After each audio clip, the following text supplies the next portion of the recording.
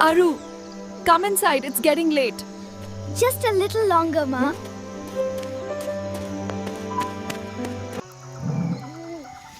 Long ago, a tigress prowled these hills, proud, golden-eyed.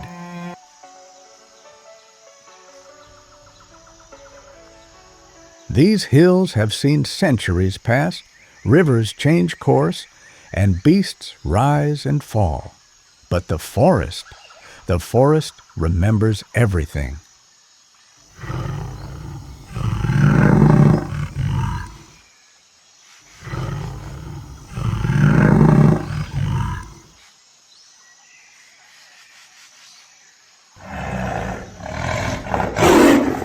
Long before she came to Thak, the tigress lived by the laws of the forest, swift, silent, a shadow among trees. But one day, a bullet found her, tearing through muscle and bone. The wound festered, every step became pain. The chase ended in failure. She could no longer outrun her hunger or catch the prey she once ruled over. And in the deep loneliness of her suffering, the forest changed her. A starving creature learns new lessons. A wounded hunter becomes desperate, and desperation gives birth to a man-eater, not out of wickedness, but out of survival. In the quiet villages of Kumaon, people whispered her name in fear. But behind those blazing eyes was a story carved by agony and a destiny shaped by a single shot.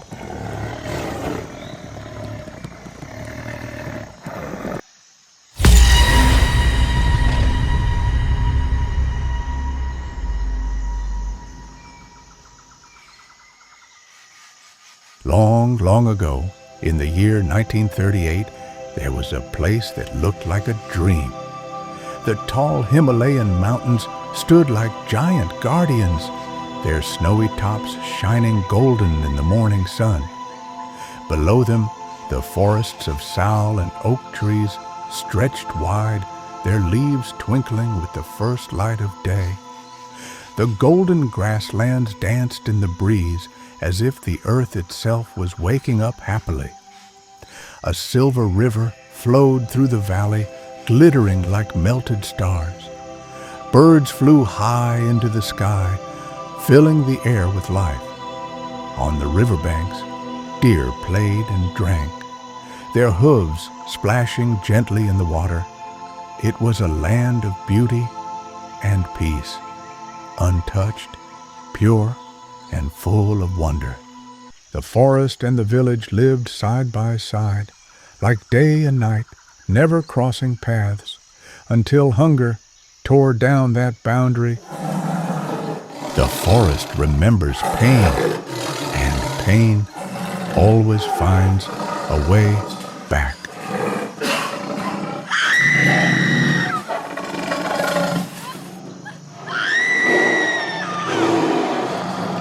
She no longer hunted with patience or pride. Pain had taught her fear, and fear makes monsters of mothers. That night, Kumaon slept in silence, and the forest began to whisper a new name, the name of death that wore stripes. That was the first blood, not the last.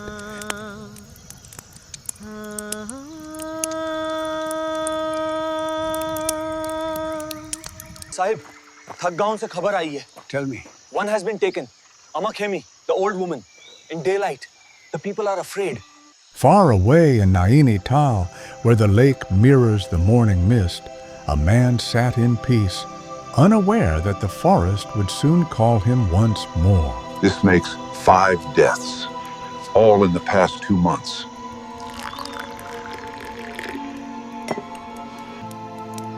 The pattern is tightening. She isn't wandering, she's hunting a territory. 2 children were nearly taken last week. Luck has never stopped a man-eater. Villagers are abandoning fields. Some refuse to step outside after sundown. Livestock is being locked in houses. I've read the signs. She's not starving. She's choosing humans. There was a logging operation 6 months ago near Chuka Valley. A shikari fired at a tigress near the stockpiles. Left forepaw? Words. The bullet shattered bone. She fled. They never tracked her after that. So how do we begin?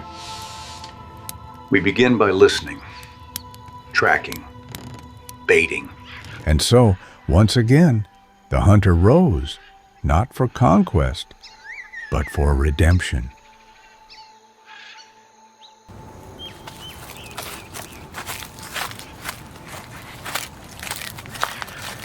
As the sun fell behind the ridges, two men met at the edge of the wild, one bound by duty, the other by understanding. Between them stood a silence heavier than fear. In that small pool of lamplight, fear sat between them, silent, patient, like the tigress herself. Corbett did not speak of vengeance. To him, the man-eater was not a monster, only a wounded shadow of what men had broken first.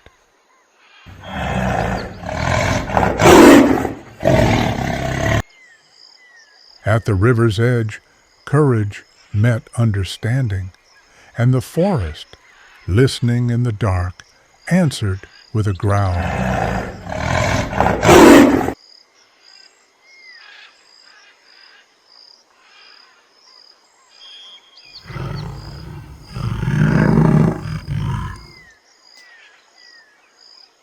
The night along the Ladya is never truly silent. The river breathes, the forest watches, and fear walks with every man who dares to stay awake. Pause, faint jungle rustle. In those hours, courage is not loud, it is the quiet act of keeping the fire lit. Some nights the jungle gives warning. Others, it simply decides, and when it does, even the bravest men must remember they are only guests in a greater kingdom.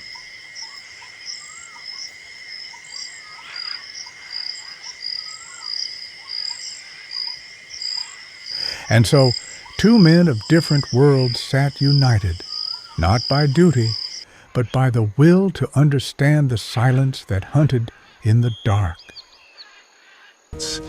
We follow the river for 3 miles, then take the ridge trail. Sem lies beyond the second valley. Luck favors the prepared and the quiet.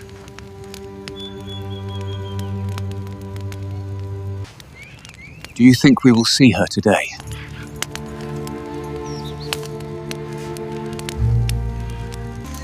If she wishes to see us.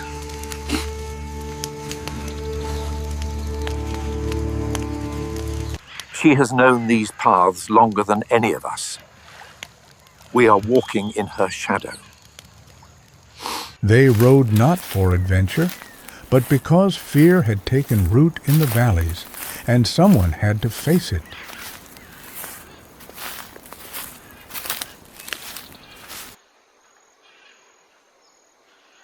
Through the folds of the Kumaon hills they rode, where every shadow whispered of a hunter unseen. There are places where silence speaks louder than sound, and the air itself remembers fear. Not inside the village? No. If she's near, the village may already be hers after sundown. The forest does not wait for nightfall to claim what is hers.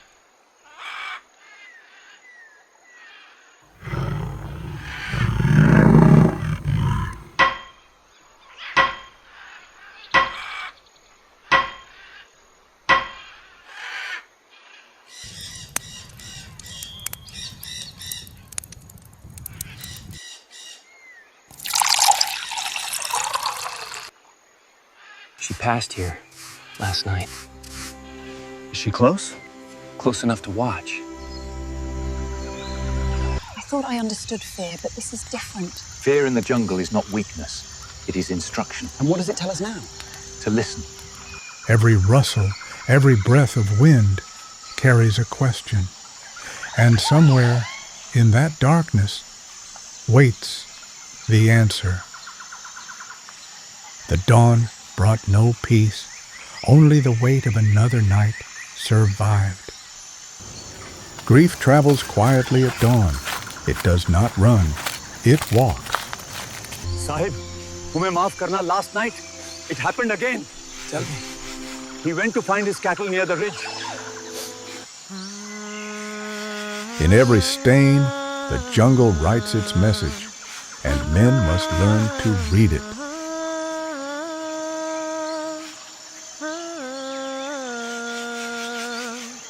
He had hunted many beasts before, but never one that wore the silence of a god.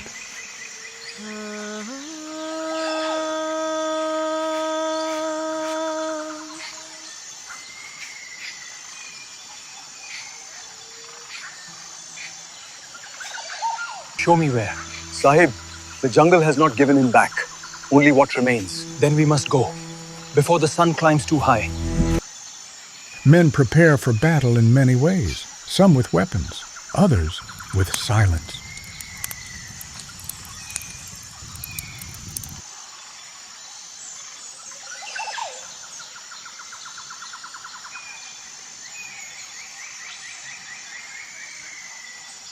This was not a search. It was the beginning of the hunt.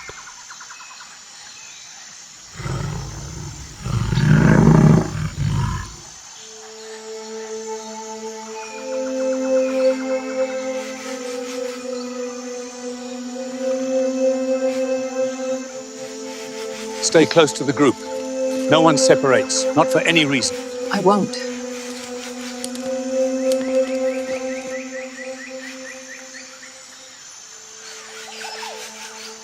It was not dropped by chance. It was left like a warning or a promise. We found this here, Sahib, before sunrise. She dragged him through here.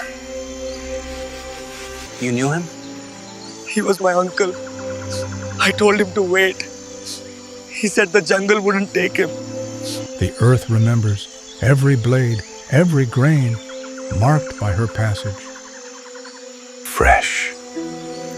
Just hours old.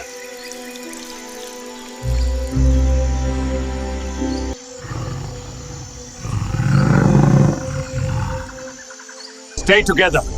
No one moves without Corbett. She's near. The cloth fluttered like a soul unburied, and the jungle waited for its next breath.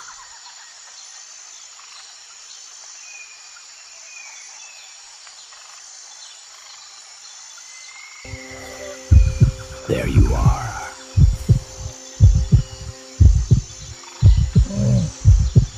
The first sighting is never the kill. The jungle teaches patience and respect. In her eyes I saw not fear, but understanding. The hunt had begun, and it was she who watched me. Sahib, she saw us. She's learning us.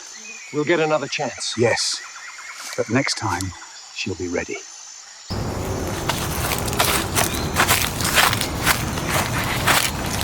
We cannot follow her now. She will circle. Watch us. Imagine.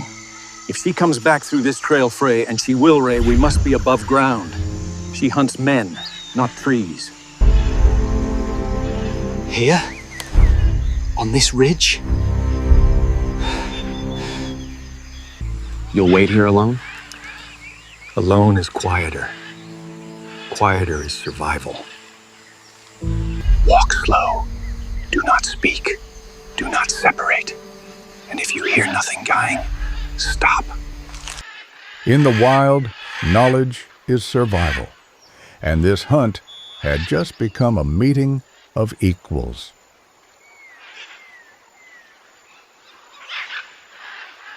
By late morning, the jungle no longer whispers. It listens. Every leaf, every breath holds its stillness, for something greater stirs within. Down here, Mr. Ibbotson. Careful where the roots split. Well, you look no worse for your watch. We brought you tea, Path, though it's half cold by now. By late noon, the forest had changed its face. Every sound seemed to come from her, every silence from her shadow. A man who hunts in such company learns to read the stillness as language.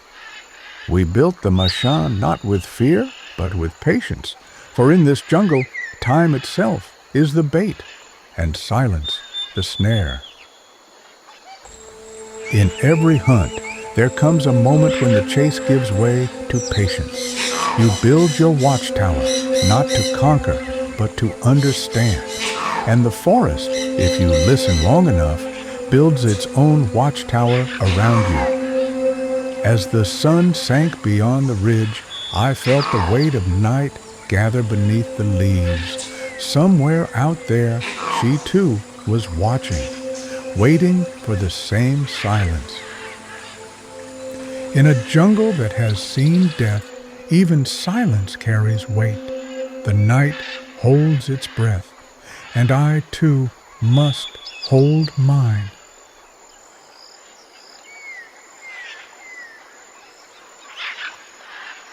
Every sound has a meaning, a whisper, a warning, a heartbeat that isn't your own. Corbett? Morning, old man. Tell me you had some luck last night. We've been awake half the night thinking about it.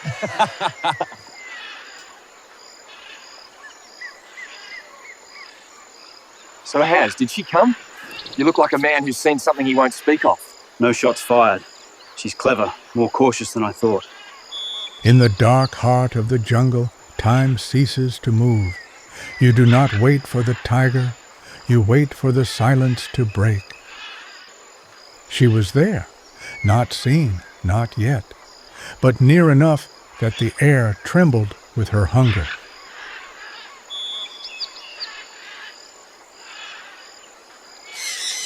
She followed us? Aye. From the ridge, dude, all the way to the stream.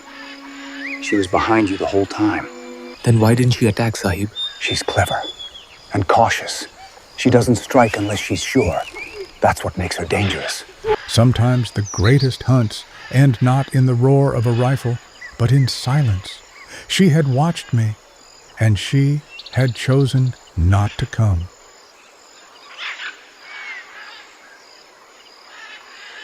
She's not hungry. She's wary. She watches before she kills, always testing the ground. And what do you intend to do about it, Jim? We'll give her reason to show herself, Frey. Not bait, but curiosity. 3 buffaloes, each tied near the ridges. When you live long enough among the wild, you learn that patience isn't a virtue, it's survival. To find a man-eater, one must think as she does, not with hunger, but with caution. Now we wait. If she means to hunt again, the forest will tell us first. She was here, stopped just beyond the rocks. She would hunt again, of that I had no doubt. But for now, the forest had spared both hunter and hunted. The forest forgets, men don't, but somewhere between the two lies peace. You know, Corbett, 5 days of chasing shadows would have sent most men packing. It's never the shadows that worry me, Ibbotson. It's what hides behind them. The hardest part of a hunt is not the waiting, it's the leaving. You'll stay alone again, Mr. Corbett? Promise me something, Jim. No heroics. You've done enough. I promise. 2 days, no more. Good. And if the tigress doesn't find you by then, May, you leave before she does. We'll send word from Nainital if anything reaches the department. Keep your rifle close, laugh. 2 more days, I told them. But time in the jungle moves differently. measured not in hours, but in heartbeats.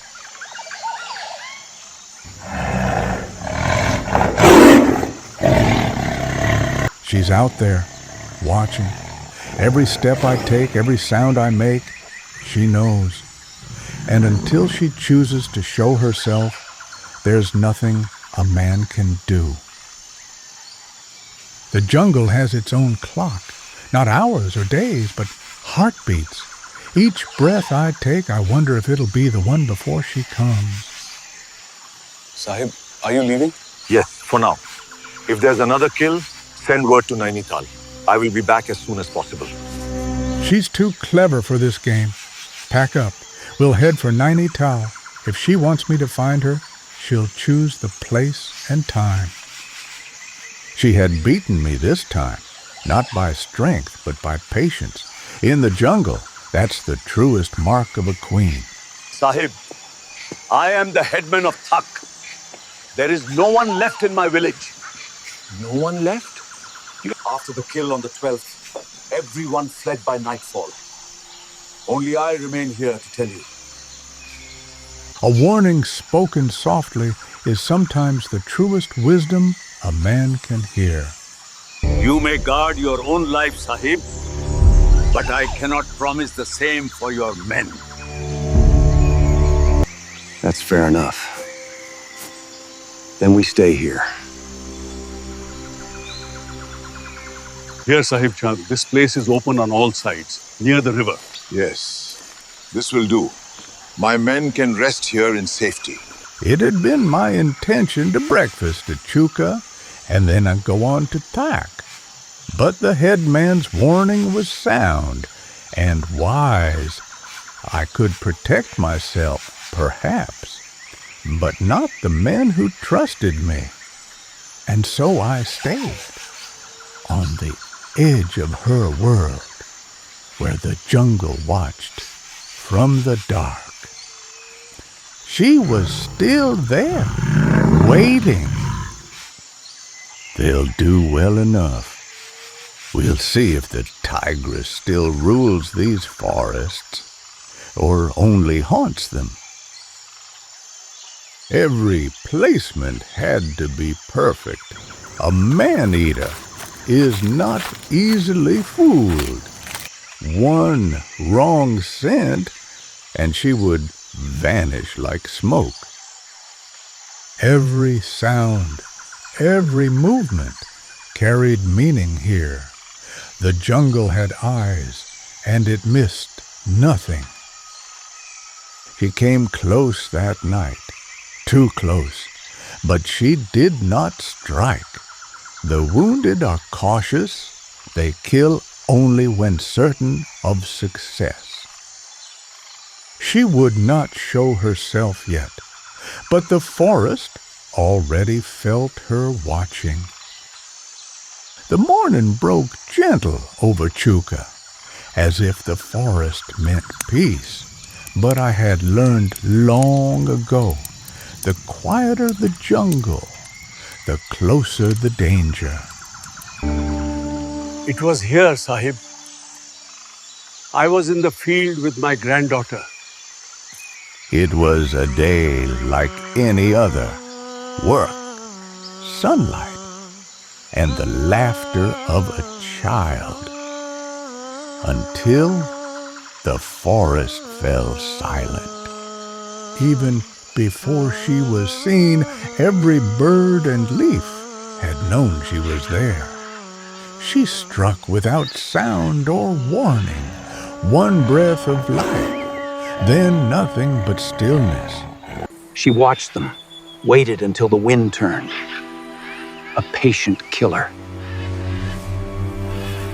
We'll tie the bait right here, where she struck last. If she still haunts these slopes, she'll return. Sahib, she knows every scent. Then let her test mine.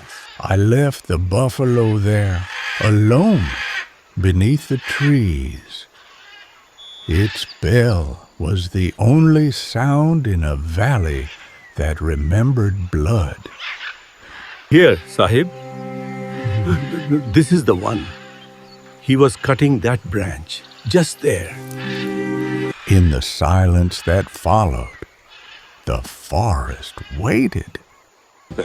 She took him clean. No struggle, no sound. That means she's grown confident, and that makes her twice as dangerous. No one dares to farm here now, Sahib. Even the dogs won't bark at night.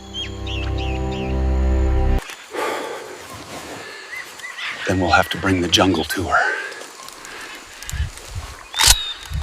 I've seen this too many times. The perfect silence after a life is taken. In the stillness that followed, the forest spoke again, not in words, but in warning. The hunt was no longer mine alone. The path to Thak was quiet, too quiet. Even the wind had forgotten the way. Chimneys cold, fields untended. Fear had done what no famine ever could. They had fled with only their fear and left it behind to guard the doors. On every path, before every threshold, her mark. She had walked this village as her own, and we had left it to her. Each house was a prayer left unfinished, every open door a confession of fear. The roofs of Thak still caught the sun, but no hearth smoke rose to meet it. Once, these sheds were filled with cattle. On the hill above Thak, I saw more pheasants, jungle fowl, and babblers than I had ever seen in one place before. They moved among me without fear, and I knew then the people of this valley had lived close to the heart of the forest. You'll be safe here. Scraping away a little earth from under the tree, I exposed a root, and to this root I tied my buffalo. If I was to reach camp before dark, it was time to make a start. When I came this way an hour ago, I had drunk at this spring, leaving my footprints in the slush. Now, the tigress's pug marks lay superimposed upon my own. When coming up from Chuka, I had taken every precaution to guard against a sudden attack. I had 6 clear days before me. Judging from her movements that evening, the tigress seemed eager to find another victim. And in that eagerness lay my chance. There were several ways to find her, but the one that offered the greatest chance was to wait over a kill. Sahib, all hill tigers eat goats. You have tried buffaloes, but no luck. Try a goat once for us. I could not deny them that. All right then, we'll try the goats. More to humor them than with any hope of success, I decided to spend my last day sitting up over the goats I had bought for this purpose. If the tigress would not take buffalo, perhaps she would come for something smaller. This was a last throw of the dice 6 days gone, and she had outwitted me at every turn. But a man-eater grows bold with hunger, and boldness is a weakness.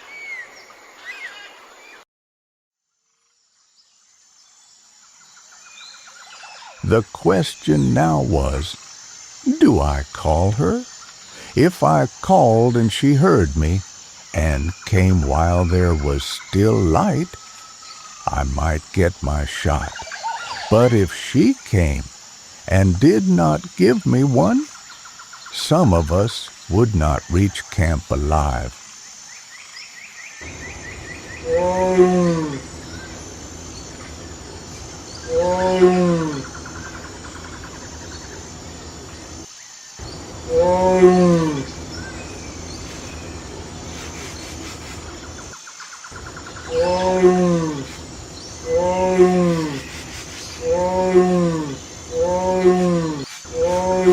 November is the mating season for tigers.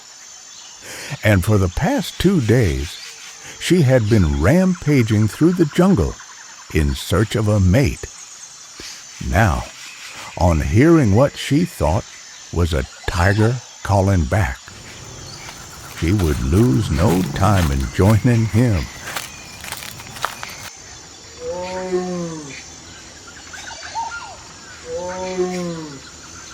The jungle held its breath, and somewhere below,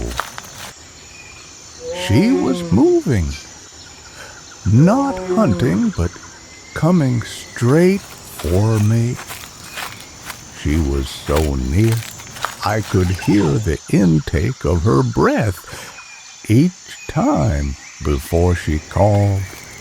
She came tramping through the dead leaves over the low ridge and into the bushes ahead of me. The full blast of her deep-throated call struck me in the face. Had I been wearing a hat, she would have blown it clean away. Her eyes met mine, amber against gray, and in that moment I saw not a killer, but a being fighting to live as I was.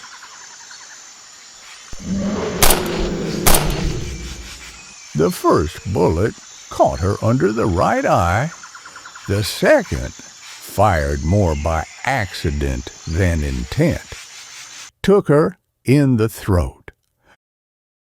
The news of the kill spread far and wide, and within a few days, the people who had fled in fear came back to their homes, their hearts light and their faces bright with joy. For the first time in many months, the valleys of Thak and Chuka echoed not with cries of fear, but with laughter, and the song of life returning to the hills. The man-eater of Thak was no more, and the people who had once fled from their homes had returned to them in happiness and peace. Jim Corbett did not hunt for pride or trophies. He hunted to protect both man and tiger.